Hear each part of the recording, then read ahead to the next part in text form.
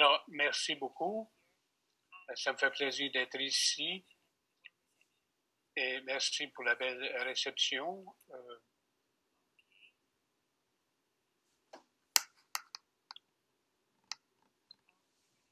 Alors, j'espère que vous pouvez voir le diapo. Merci, Marie-Josée, ça confirme ta présence. Est-ce que demande si l'écran est plein pour tout le monde? Pas tout à fait, mais il était il y a une minute. Donnez-moi une seconde.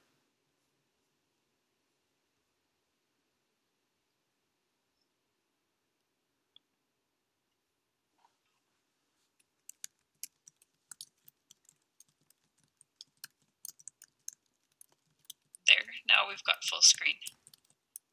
Alors maintenant, nous avons l'écran. Peut-être que quelqu'un pourrait partager mes diapos afin qu'elle puisse voir. Alors, je demande à Suleiman s'il peut partager ces diapos-là.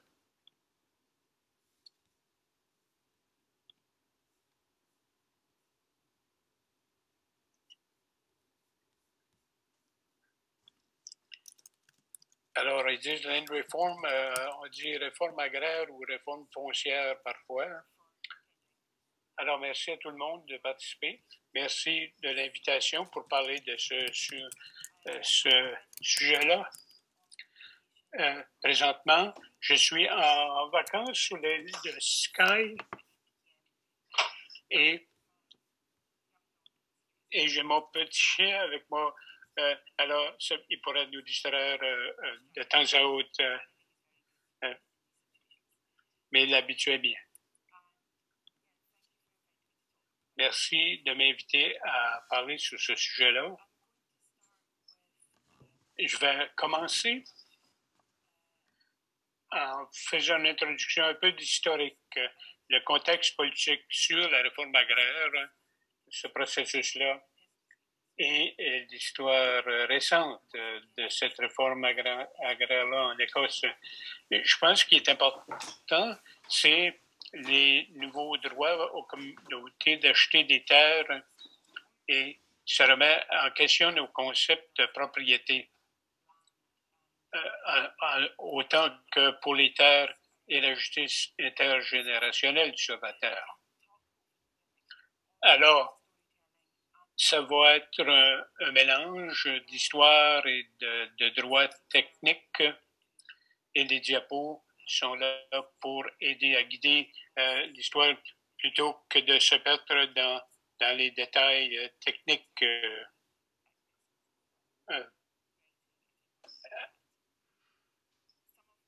Alors, certaines des choses que je veux dire aujourd'hui, ce sont des choses qui seront publiées en 2022.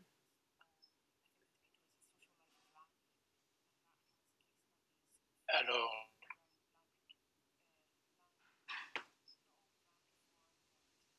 pas seulement la réforme agraire, mais aussi les processus sur les terres dans différents contextes et aussi qui impliquent des universitaires américains. Alors, je vais commencer la présentation. Alors, je dirais que ce document-là, on pourrait l'appeler le nouveau droit communautaire d'être propriétaire de terre et aussi des leçons de la réforme agraire en Écosse. Alors, ça a été longtemps négligé, le son coupe un peu. Alors, c'est une question qui survient maintenant à l'échelle mondiale. Ici, je mets l'accent sur l'Écosse, où en 2013, le gouvernement de l'Écosse, le premier ministre, s'est engagé à transférer 1 million d'acres en terre en propriété communautaire d'ici 2020. En 2015-2016, le Parlement écossais a légiféré pour renforcer les droits communautaires d'acheter de la terre. Ils ont promis d'autres lois pour faciliter la chose. Alors, les engagements des gouvernements, la reconnaissance officielle des terres communautaires a augmenté au cours des dernières décennies. Cependant, pour les pays en développement, c'est moins commun. Et donc, le cas du côté de l'Écosse, ça ne suit pas la tendance normale, si je comprends bien. Je vais jeter un coup d'œil ici au droit communautaire et si on a le temps, regarder les facteurs qui permettent à cette loi de prendre forme. Alors, qu'est-ce qui a rendu ça inhabituel? Les nouveaux droits communautaires remettent en question une idée intransigeante de la loi, la protection des droits de propriété privée. Alors, ici, on veut comprendre les conditions socio-culturelles qui permettent à ces nouvelles dispositions juridiques d'avoir lieu. On coupe un peu. Alors, les droits à la propriété. Alors, on est encore sur le premier diapo. En 2013, le premier ministre de Gloucester a parlé à la conférence intercommunautaire, c'était sur l'île de Skye, où je suis présentement.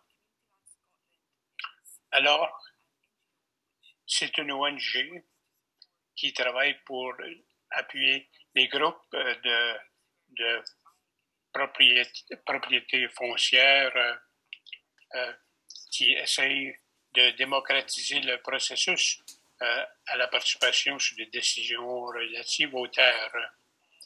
Alors, il a fait cette annonce-là à Skye, cet engagement de transférer 1 million d'acres en propriété communautaire d'ici 2020.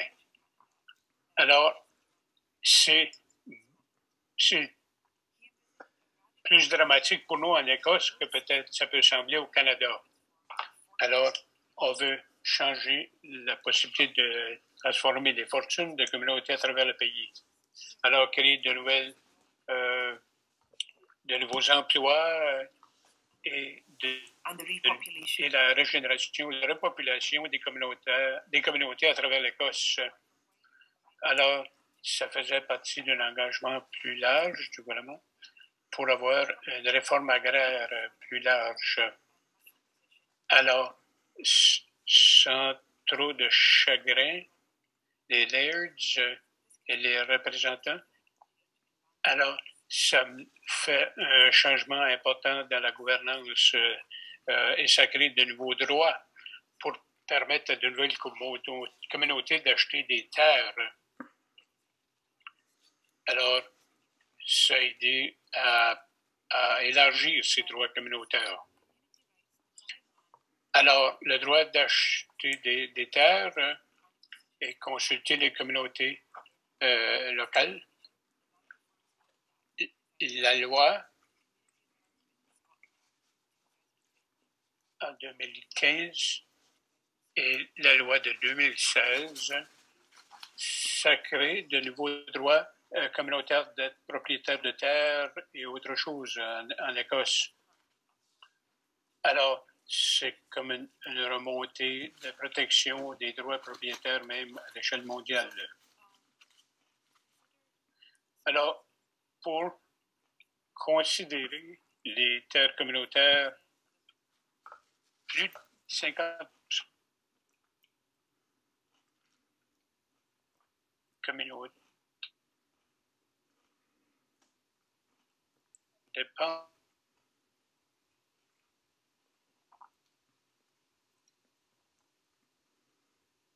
Alors, le 2015, on estime que seulement plus de 10% des terres collectives est formellement reconnu comme étant des terres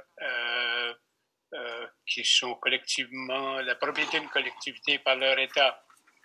Alors, les données plus récentes ne sont pas disponibles et le montant de terres communautaires est peut-être plus grand.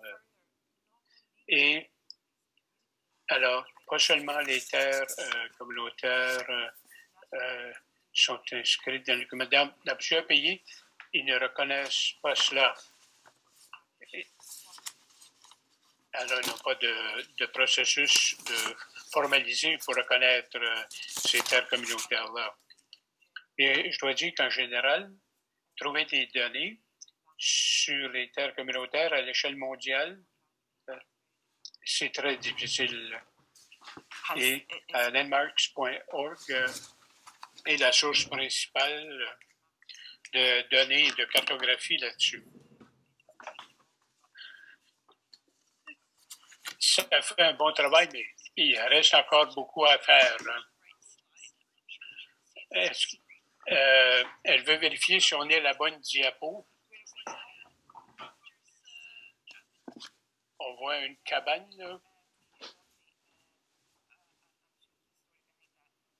Peut-être qu'il y a une histoire derrière cette-là, mais est-ce qu'on peut revenir, on va revenir à celle-ci, celle d'avant, le 2 avant celle-ci.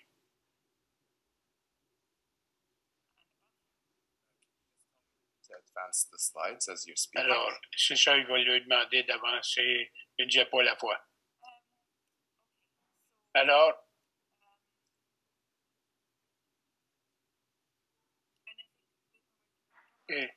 on parlait du contexte et à l'UNF Canada, c'est important de reconnaître la pression sur les terres pour l'agriculture et la production des aliments. C'est un des aspects clés, c'est un des moteurs principaux pour l'acquisition des terres, surtout les terres cultivables et pour l'accès à de l'eau aussi. Et aussi, il y a la question d'accès aux marchés mondiaux. Il y avait un rapporteur, elle a mentionné un rapporteur officiel des Nations Unies à ce sujet-là. Son rapport en 2011 documentait cette course pour les terres agricoles.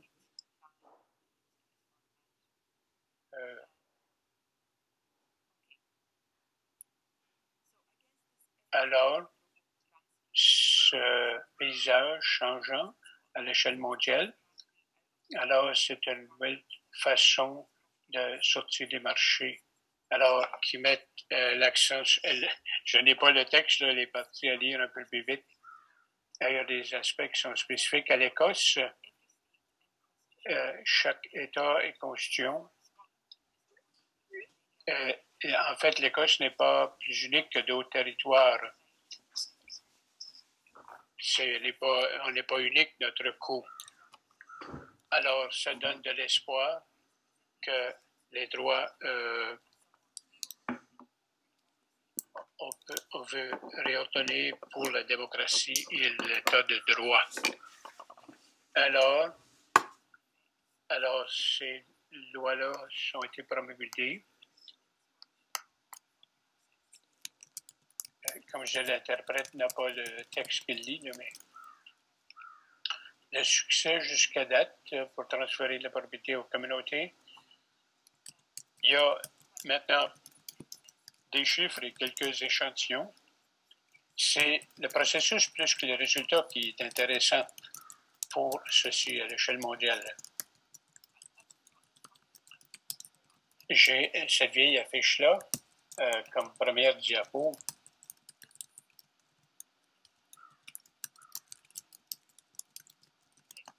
Et c'est pour montrer l'histoire à l'Écosse et un peu pour se moquer. Parce que c'est une mauvaise représentation de l'histoire et de la fragmentation là, au niveau de l'histoire. Je pense que alors les différents pays, une partie des terres est la propriété d'un certain groupe de monde. L'Écosse,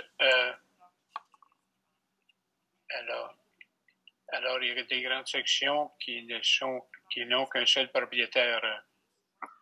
Pour comprendre ça, il faut comprendre les origines,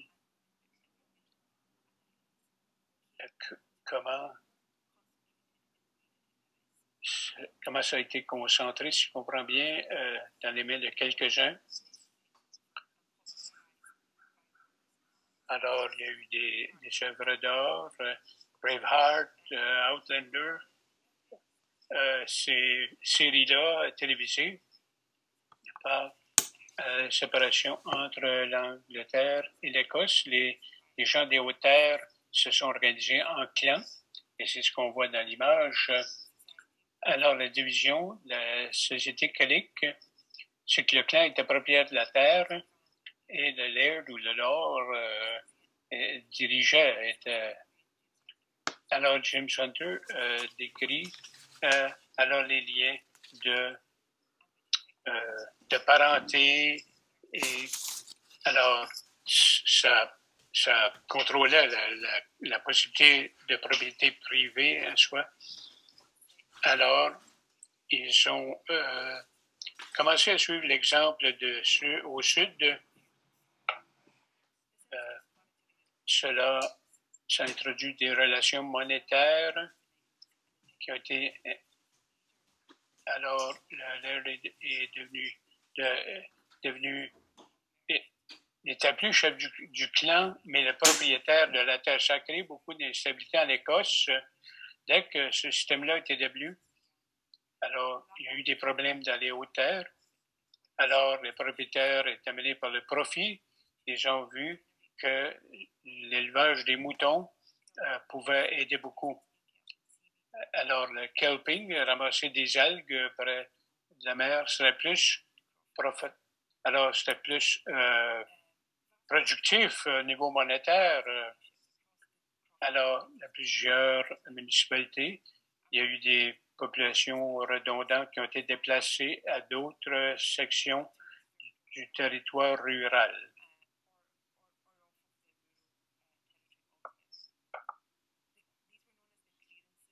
Alors, on appelait ça les clearances, les clairances. Ça a continué pendant des siècles, et l'élevage du mouton a eu des problèmes à cause des problèmes écologiques et économiques dans ces hautes-terres, si je comprends bien. La prochaine diapo, ça, c'est une image romantique plutôt de l'Écosse. On disait que c'était des terres intérieures. Un de nos écrivains a dit c'était des gens un peu arriérés, et ça est devenu comme une image romantique d'une élite, des guerriers, des gens mélancoliques, fiers, et plusieurs combinaisons de ces adjectifs-là qu'on leur attribuait.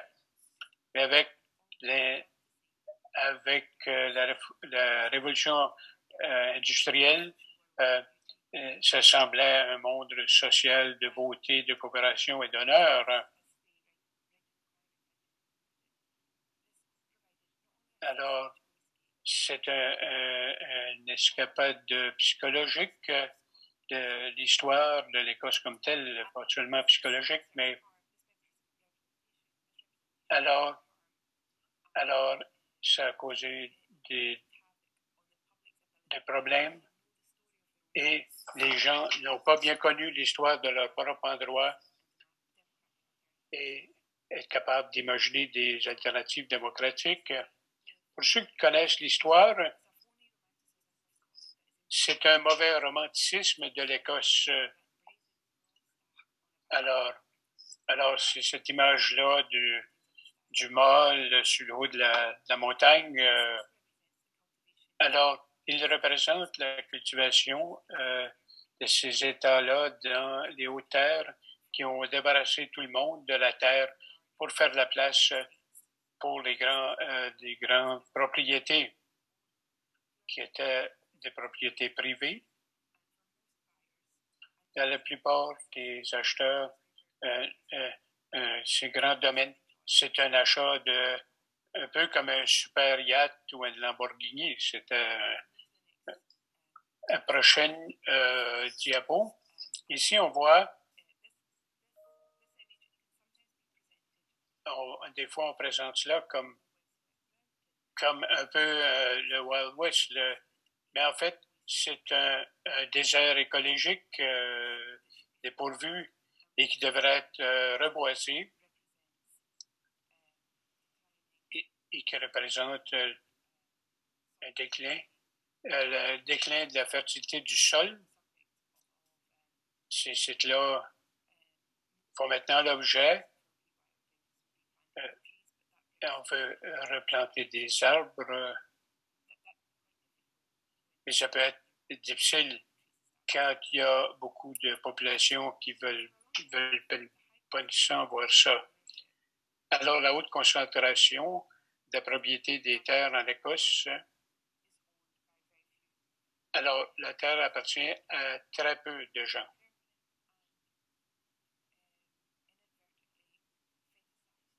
Alors, il y avait, c'est un peu une image de fantaisie du paysage écossais. Ça a été mal compris. Alors, ces terrains-là, épuisés, ces communautés vides, sont la source d'injustice plutôt qu'une source de fierté pour nous. Alors, ça a changé. Si on voit la prochaine, cela a changé notre compréhension de notre relation avec ces endroits-là. Alors, c'est devenu plus répandu, ces connaissances-là, au début des années 2000. Et une demande pour une réforme agraire était alimentée par une meilleure compréhension de l'histoire et du fait qu'on avait débarrassé les gens de là. Meilleur. Alors, la pauvreté extrême et c'est ce qui s'était passé. Alors, c'était proposé par Andy Whiteman qui a publié ce livre-là.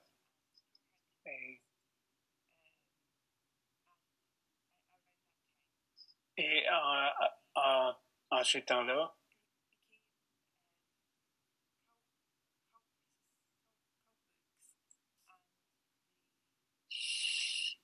ils ont reçu plus d'attention avec la montée du mouvement pour l'indépendance écossaise et plusieurs années passées.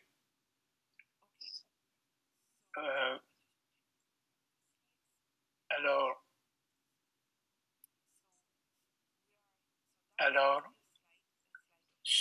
ça c'était l'ancienne diapo. Est-ce qu'on est en avant ou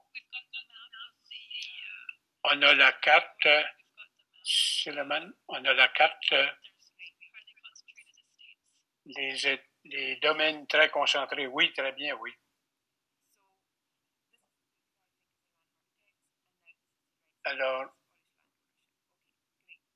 Alors c'est bien, c'est la bonne carte. Ici, on voit la concentration de la propriété des terres. Alors, même si ça peut sembler exceptionnel, surtout à l'externe, vu de plus loin, on tire la patte au niveau de l'Écosse parce qu'on avait un pattern de propriété là, dans son livre en 2010. Il a montré que 50% des terres propriétaires, des propriétés rurales n'appartenaient qu'à 400 personnes. Et alors, ceci a été cité un peu partout. Alors, une autre recherche publiée donne plus de contexte.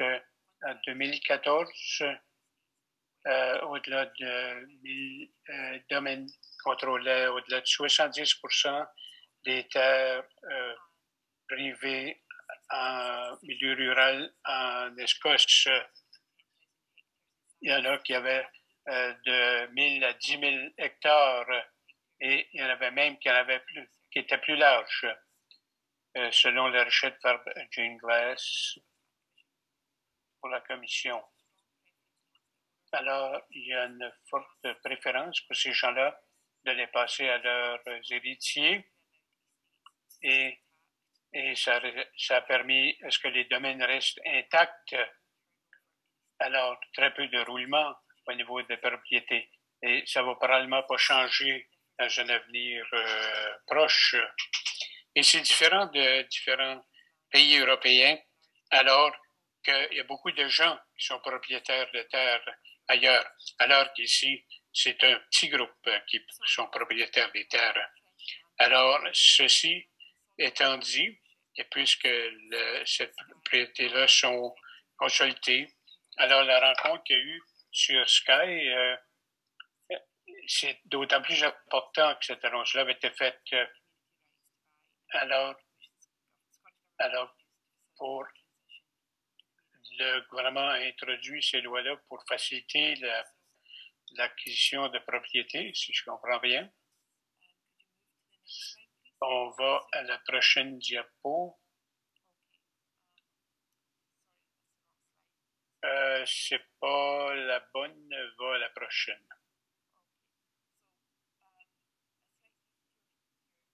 Un petit détour ici. Ça, c'est dans les hybrides dans l'Écosse. Et c'est l'avant-garde de la propriété communautaire. L'histoire ici est remarquable parce que la communauté, avant même la loi, se sont arrangés d'acheter la terre du propriétaire à ce moment-là. Un petit groupe de gens et ils ont montré comment une communauté pouvait se rassembler pour acheter une île. Prochaine diapo.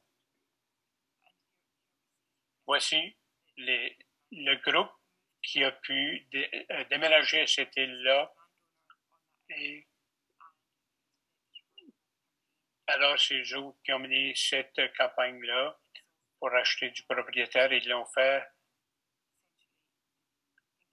essentiellement en encourageant le propriétaire de les appuyer dans ce mouvement-là. Prochaine diapo. Alors, ça, c'était avant la législation.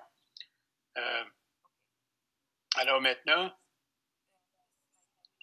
ici, on montre la salle communauté, une salle dans le Parlement écossais, très bel édifice.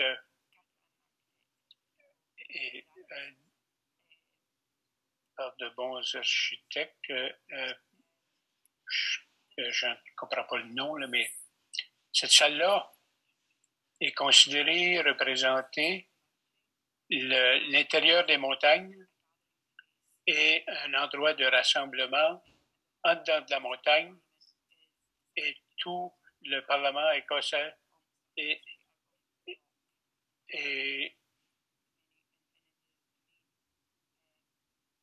on veut évoquer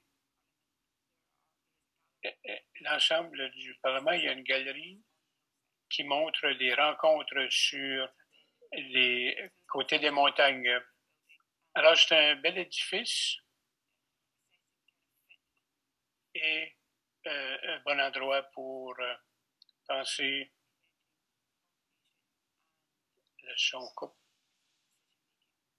pour la prise de décision démocratique, un peu comme un parlement moderne européen.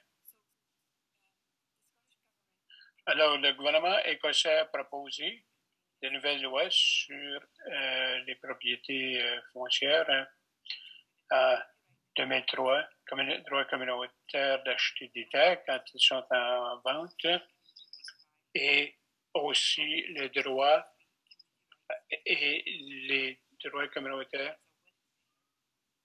Ça s'appliquait seulement si le vendeur voulait bien le faire.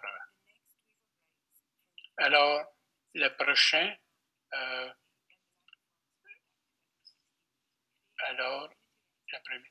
ça crée des droits communautaires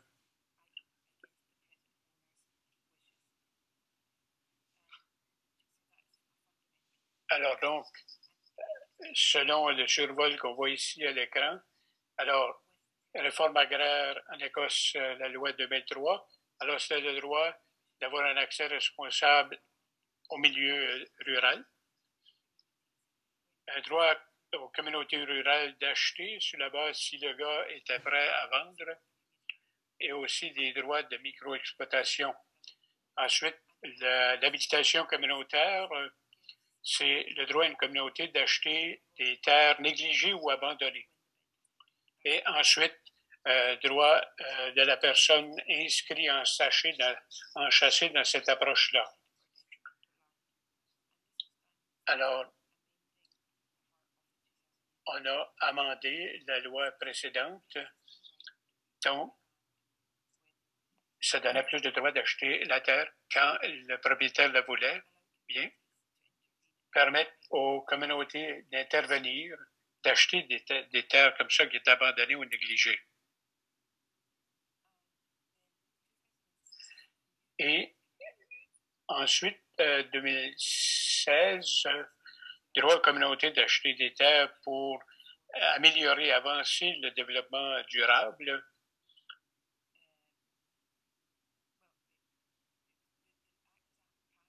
La loi qui alors c'était promulgué en 2016, mais ça a juste été devenu en vigueur en 2020. Alors, ça permettait donc le droit d'acquérir, même si le propriétaire ne voulait pas vendre. Alors, ils avaient le droit d'acheter de la terre s'ils pouvaient démontrer que l'acquisition communautaire mènerait au développement durable sur la terre. Alors, la loi est basée sur la question, la définition du développement durable. Et ça ne comprend pas cette définition-là, mais ça dit que Alors, c'est le cas. Si ça va avancer, le développement durable en relation à la terre, le transfert des terres est dans l'intérêt du public, et c'est le transfert des terres va bénéficier beaucoup la communauté et aussi la manière la plus pratique d'atteindre cet avantage-là. Et si on ne permet pas l'accès à la terre, ça pourrait nuire à la communauté. Alors, dans la définition, donc, pour exercer ces droits-là, il doit y avoir une communauté éligible. Elle doit être incorporée dans un corps, une entité légale. Et ici, c'est défini sur un plan géographique. Ça ne peut être une communauté d'intérêt. Il faut que ça soit géographique, communauté. Alors, code postal ou région prescrite, comme ça. Alors, cette définition a été utilisée pour démontrer l'importance de l'endroit et tout ce qui est relié à la loi et des objectifs. L'idée initiale, c'était repeupler. Alors, on veut ramener les gens dans ces endroits-là. Alors, la loi dit qu'il y a différentes caractéristiques qui sont essentielles qui vont assurer que ces biens-là sont utilisés pour l'ensemble de la communauté au lieu d'un seul groupe d'intérêt. Alors, il faut qu'il y ait une définition claire de cette communauté-là. La membriété ou l'adhésion doit être ouverte à tout le monde dans cette communauté-là. Il faut que ce soit à but non lucratif et être capable de démontrer un bon niveau d'appui et de sentiment d'appartenance pour la communauté. Alors c'est bien, elle voulait s'assurer qu'on avait la bonne diapo. Il nous reste 10 minutes. Très bien.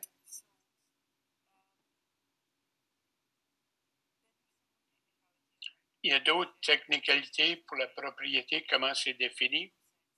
dans le sens légal, c'est un droit exclusif à la possession et les communautés peuvent louer ou gérer leurs propres biens.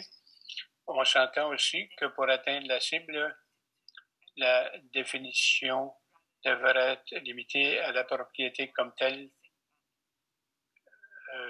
au lieu de seulement gérer et d'utiliser les terres de la communauté, si je comprends bien.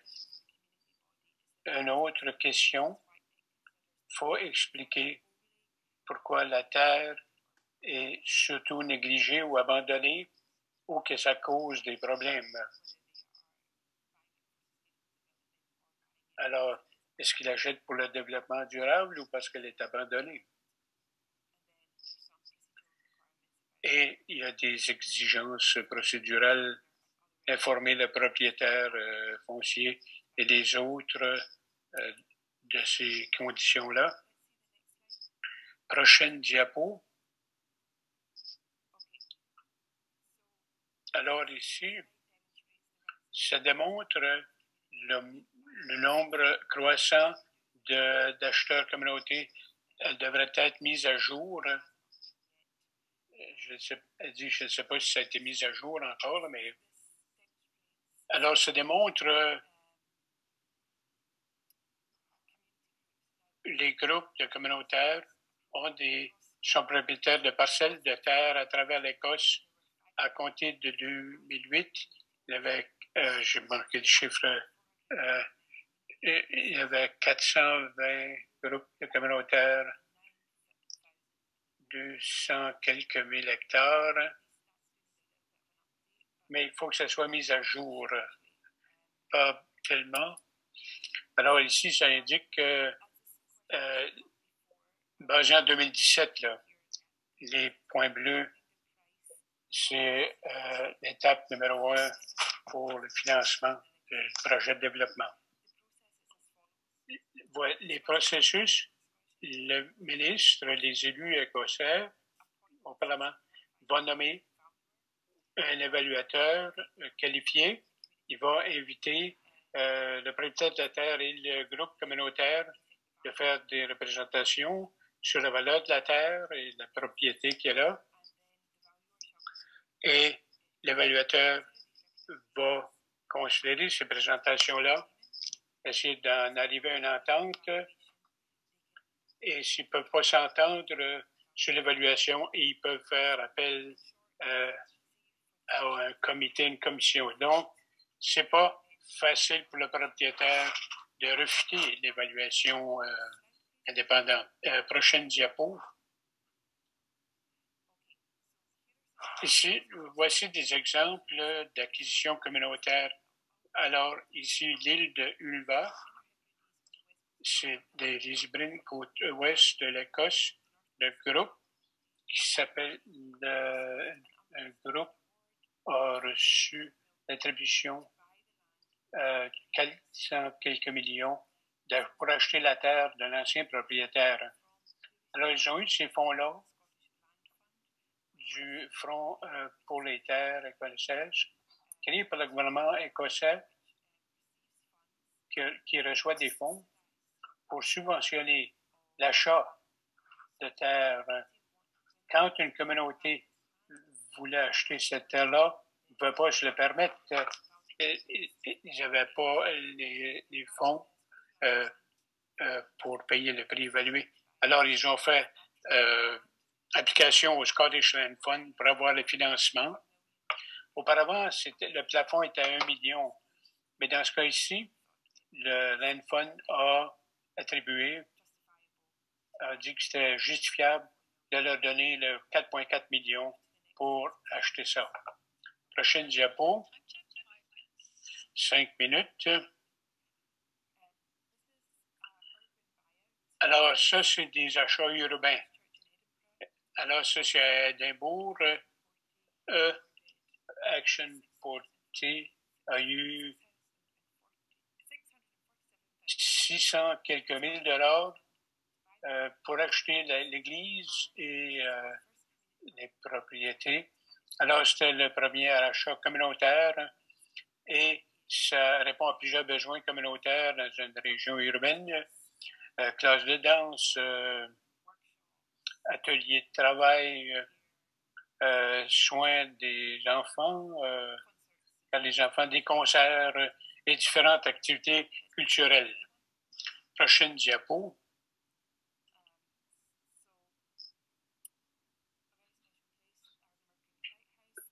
Alors, ce phare-là, Ardnamurchan, sur le bord de l'Écosse, c'est relié. C'est l'achat qui était inhabituel. Un groupe local qui s'appelait le Fonds fiducie pour ça, de 100 quelques mille pour organiser un café là, pour l'utiliser comme un site de patrimoine, plus ou moins. Alors, c'est pas tout. Les transferts des propriétaires privés. Des fois, c'est des conseils publics. Ça peut être l'Église d'Écosse, l'Église d'Angleterre.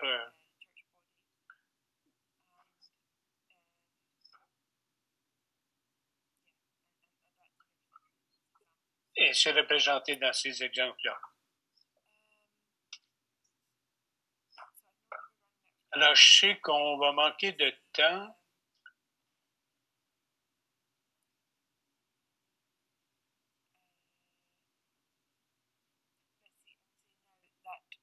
Je dirais maintenant, la question reste encore à savoir pourquoi, qu'est-ce qui a mené à cette demande politique pour une réforme agraire et foncière? Comment ça a réussi alors que la culture n'était pas comme ça? Ici, on voit la montée des terres communautaires, des terres qui appartiennent. Maintenant, on est rendu à au-delà de 200 000 hectares pour l'Écosse et surtout dans les hautes terres. Je ne sais pas pourquoi on zoome sur la diapo, mais c'est correct. Alors, les tentatives précédentes étaient un peu des petits coups ici et là, c'était des intérêts de propriété privée. Alors, quand le Parlement écossais a commencé à aborder les droits communautaires, la propriété foncière, c'est là qu'un élan s'est accru pour l'adoption de ces lois-là au Parlement. Pour mieux comprendre, il faut regarder le contexte culturel et le paysage institutionnel qui a permis ces changements-là. Un élément clé de ce facteur, c'était l'existence du Parlement écossais à Édimbourg et les textes écrits et la façon que le Parlement représente un nouveau style de démocratie qui est plus inclusif, circulaire dans son façon de penser au lieu d'être adversaire, d'être plutôt du type adverse comme les autres parlements. Un autre aspect clé, c'est que les droits de la personne sont essentiels. Ils sont enchâssés dans cette loi-là sur l'Écosse et c'est grâce à ça que le Parlement écossais se distingue de celui du Royaume-Uni et aussi dans sa façon de prendre des décisions. En s'alignant plus avec les droits de la personne, le Parlement écossais remplit son document constitutionnel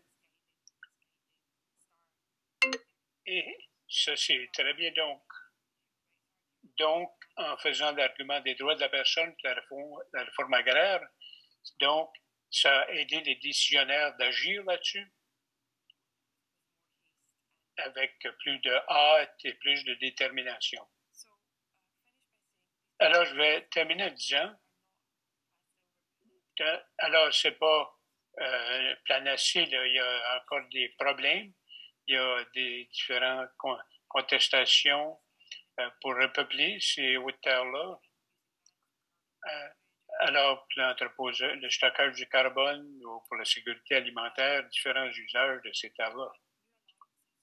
Mais de nouvelles alliances se forment entre les militants pour les droits de la personne et des militants pour la réforme agraire, de nouvelles alliances qui existent. Ça a donné de la force pour trouver des alternatives au système actuel.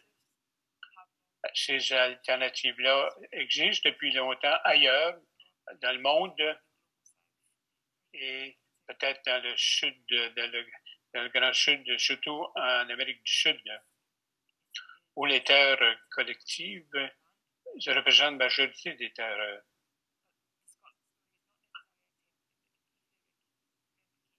Mais on peut le répliquer peut-être pas exactement en Écosse, mais ça donne de nouvelles possibilités dans le Nord. Et je m'excuse si les diapos étaient difficiles à correspondre. Ici, on parle de... Elle veut remonter d'une diapo, s'il vous plaît. Alors, c'est un rapport récent qui s'intitule à la recherche de terres pour de nouveaux fermiers. La terre manque encore pour les fermiers et ces droits communautaires-là n'ont pas eu encore assez d'impact pour la création de nouvelles terres agricoles pour différentes raisons.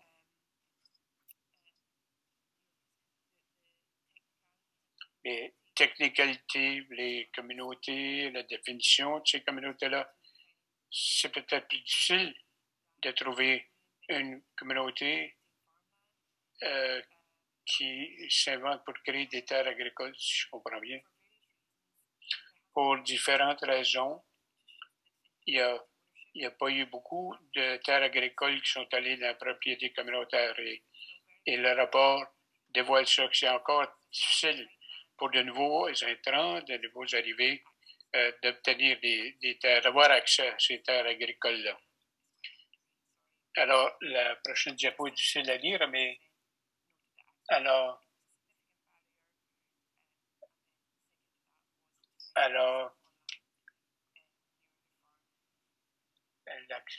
la difficulté d'accès aux terres, elle va terminer maintenant et dire merci beaucoup pour écouter. Et elle, au début de la discussion, communiquer avec moi si vous voulez discuter ces choses-là.